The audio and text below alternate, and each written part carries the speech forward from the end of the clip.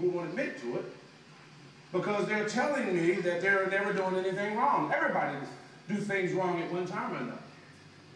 What I know you guys are eating, and I hope it's good. And I'm going to tell you my story, and I hope you don't bring your food up. Well, I want everybody to take a minute and take the hand and do it like this for me. And what I want you to do with your hand is I want you to take it and bring it down to your face and put it on your chin. Now, why did you put your fingers here? What did I tell you to do? Where's your chin? Well, if your chin is up here, you tell me you guys got some really messed up looking faces. The point of that is, I'm a foreman on the job. I gave you an instruction, but you didn't follow the instruction. You did what you seen me do, not what I told you to do. So what you told me today is, if you saw me stick my finger in the socket, you were likely to do it too. I want you to think about that. I gave an instruction, but you didn't follow the instruction. You did what you seen me do. That is powerful. And that is one of the ways that I get my point across today in every class that I possibly do. Back in 1980, I worked for a contractor in the Harrisburg area here. It was December the 3rd. I'll never forget it because it was almost Christmas time. And I was really happy because I had all of the toys and all of the gifts for my family. I didn't have to worry about any of that. I was happy. I went to work one day on a service call. The service call was, they didn't have any heat. I drive up to the plant, go in and see the maintenance director. He took me back to the mechanical room and showed me the boilers. Fix the boilers. I fix the boilers. That's what I do.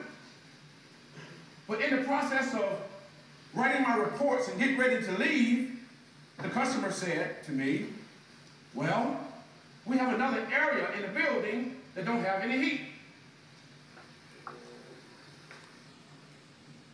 I told him, well, let me call the office. I came up here to do a specific job.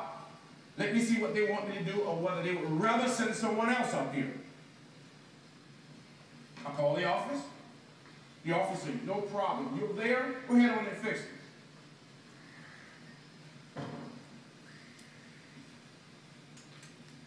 The maintenance director took me up to the office area. There was a lot of ladies in the office area. They were cold. As I proceeded to troubleshoot to find out where the problems were, I found out that there were electric heaters that went around the perimeter of the building because they had windows around the whole wall. I said to myself, I figure I'm not an electrician. I said to the maintenance director, don't you think you might want to call an electrician for this? He said, well, these little ladies up here, the knees are knocking, they're chilling, they're cold. Me being the softy that I am, and being happy because it was almost Christmas, I said, okay. So I proceeded to troubleshoot this electric heat. I found out that all of the strip heaters were fine. There were no problems there. None whatsoever. Every time we would trip the breaker on, it would trip off. That was after I had all of the wiring disconnected to all of the heaters.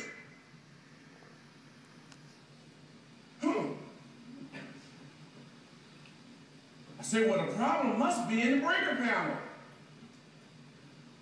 The customer said, well, we can take the cover off and look at it. I got some spare breakers. Well, I'm not an electrician. Don't you think you want to call an electrician? Well, the little old ladies, their knees are knocking, their children, they're cold. Me being the softy that I am, it was Christmas. Okay. We proceeded to take the cover off this electrical panel. And it was huge. It was a big electrical panel. This electrical panel contained 600 amps, 480 volts, 3 phases. We took the cover off. And I looked in, and all I saw was a massive bundle of wires.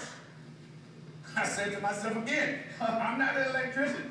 Don't you think you might want to call an electrician to look at this problem? Well, okay, I know the ladies are cold. After taking the cover off, he went and got a breaker. And I'm scratching my head, saying to myself, gee, I'm a pipe fitter, ain't no pipes in there. I let him talk me into doing something that I know wasn't right, but I did it anyway.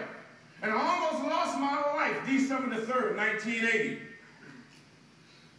I proceeded to take that breaker out of that panel.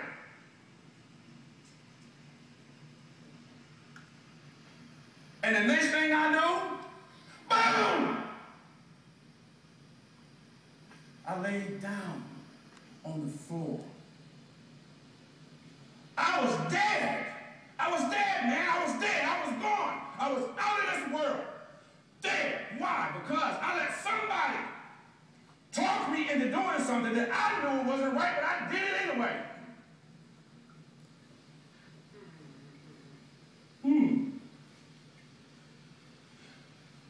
The next thing I remember was coming to. I couldn't see because I was badly burned. When I laid down there, I was on fire. My clothes was completely burned off my body. My clothes was gone. I was buck naked from not having clothes on, and I was buck naked with raw meat. They tell me I look like the biggest piece of roast beef you ever seen in all the days of your life. I laid down there. When I came to, I saw, to the best of my ability, because my face was swollen and burned so bad, I could only see through the slits of my eyes. I saw a man leaning over me. As I can remember, he was a big, huge man. He had a great big old beard. He almost looked like Santa Claus. But I can remember seeing all of this brown stuff in his beard, chewing tobacco, whatever it was, and I remember him saying, oh, I brought him back.